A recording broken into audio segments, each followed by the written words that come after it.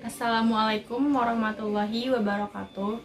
Perkenalkan, nama saya Meli Santi dari S1 Keperawatan tingkat 3B Stikes Wijaya Usada Bogor.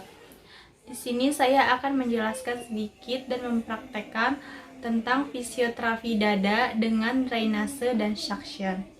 Nah, sebelum kita mempraktekannya, kita akan membahas terlebih dahulu fisioterapi dada itu apa. Nah, fisioterapi dada adalah tindakan manual untuk mengeluarkan sekret atau dahak pada paru-paru pasien. Nah, tujuannya itu untuk mengeluarkan sputum atau dahak pada paru-paru.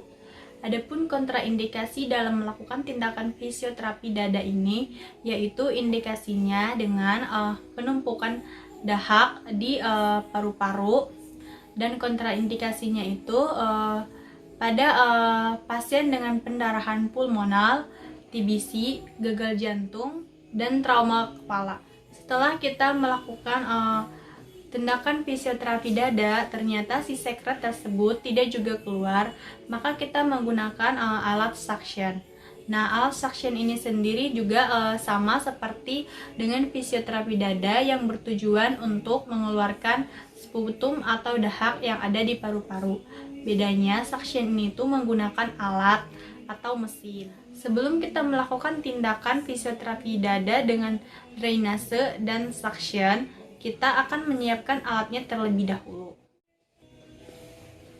Nah, di sini saya sudah ada alat-alat untuk melakukan fisioterapi dada dan suction pada anak, yaitu yang pertama di sini ada APD berupa masker, ada stetoskop untuk mencek letak sputumnya, ada NaCl. Nah, NaCl ini nanti digunakan ketika suction, yaitu buat kateternya itu agar tidak terjadi trauma mukosa.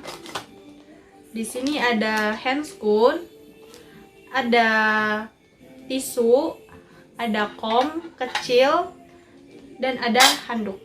Nah, handuk ini dipergunakan ketika nanti melakukan tindakan clapping hand atau vibrasi agar tidak terlalu menekan dada si pasien.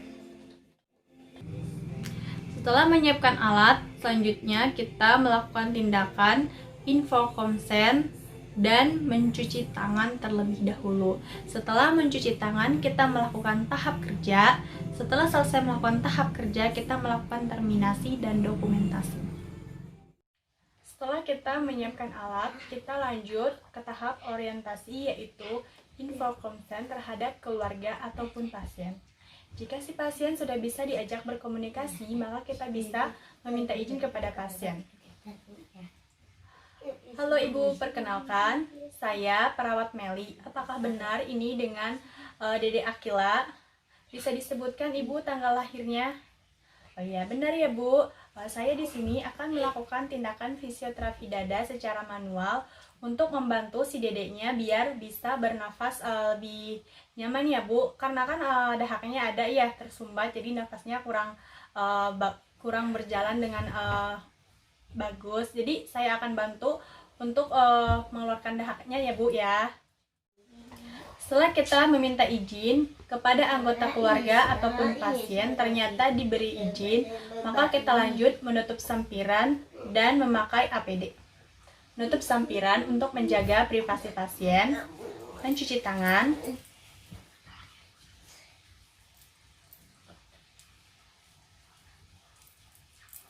selanjutnya memakai APD,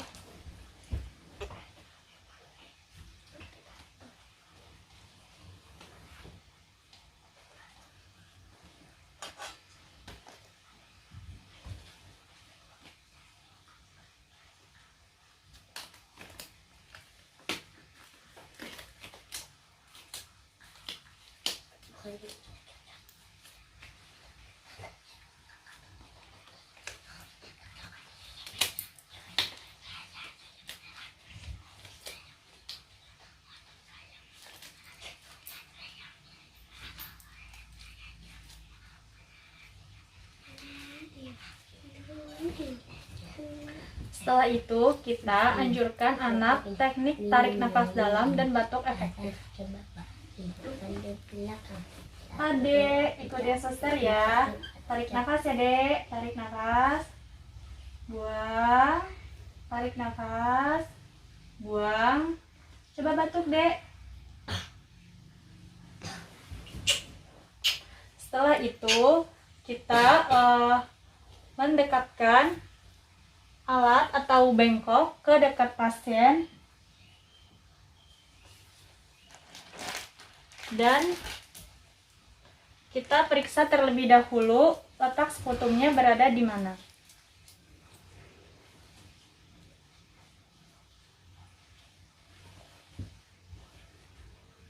Tarik nafas dek. Buang. Ya, tarik nafas lagi. Tarik nafas. Buang. Sekali lagi. Ya, buang. Setelah kita periksa letak sputum pada anak, ternyata letak sputumnya berada di atas paru-paru. Berada di paru-paru bagian atas. Dikarenakan letak sputumnya berada di paru-paru bagian atas, maka kita akan memposisikan si anak agar kepalanya lebih tinggi daripada dada. Nah, kita menggunakan bantuan bantal untuk menyanggah si kepala pasien agar lebih tinggi daripada dada. Ini pakai bantal ya. Nah.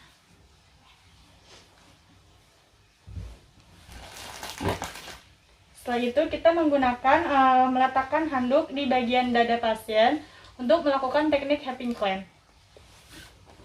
Oke, ini bisa diangkat ya. Kita menggunakan teknik clapping hand itu dengan menekuk kedua tangan kita dengan durasi 3-5 menit.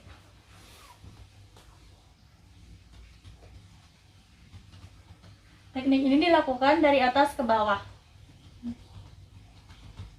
Setelah kita melakukan teknik clapping hand, kita anjurkan si pasien apakah ingin batuk atau tidak. Dia mau batuk tidak? Ternyata setelah kita anjurkan si pasien untuk batuk, dahaknya tidak juga keluar, maka kita melakukan teknik vibrasi, yaitu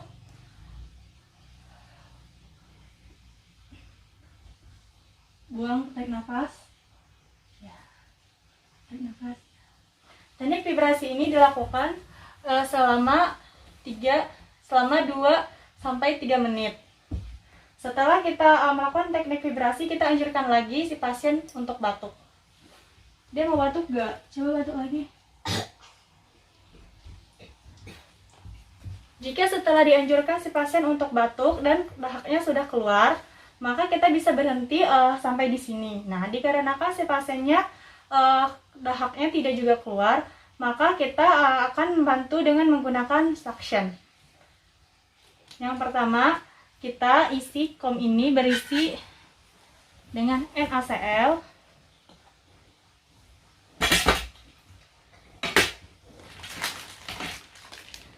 Selanjutnya pakai catheter suction.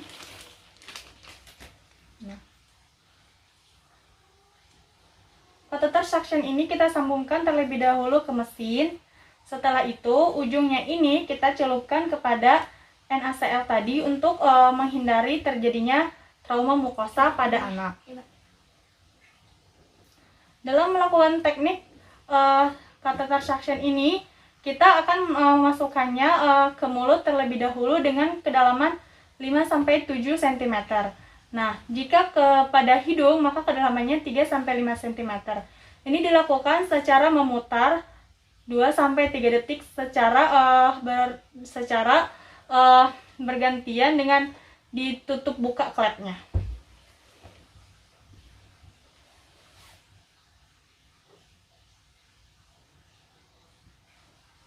Kita melakukan suction catheter itu sampai si lendir atau sputum yang ada di paru-paru si anak tersebut sampai bersih.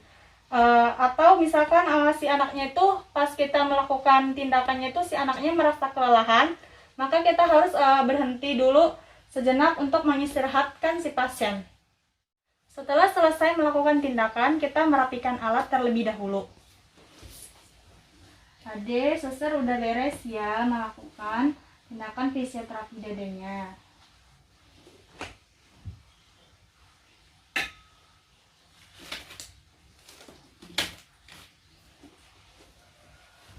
Selanjutnya yaitu tahap terminasi. Ibu, saya sudah selesai melakukan fisioterapinya pada si Dede. Nah, dahaknya sudah bisa keluar ya, Bu ya. Jika Ibu butuh bantuan, bisa panggil saya di ruang perawat. Sekian yang dapat saya demonstrasikan atau praktikan dalam perawatan fisioterapi dada pada anak kali ini. Semoga dapat membantu. Jika ada kesalahan atau kekurangan, mohon maaf. Wassalamualaikum warahmatullahi wabarakatuh.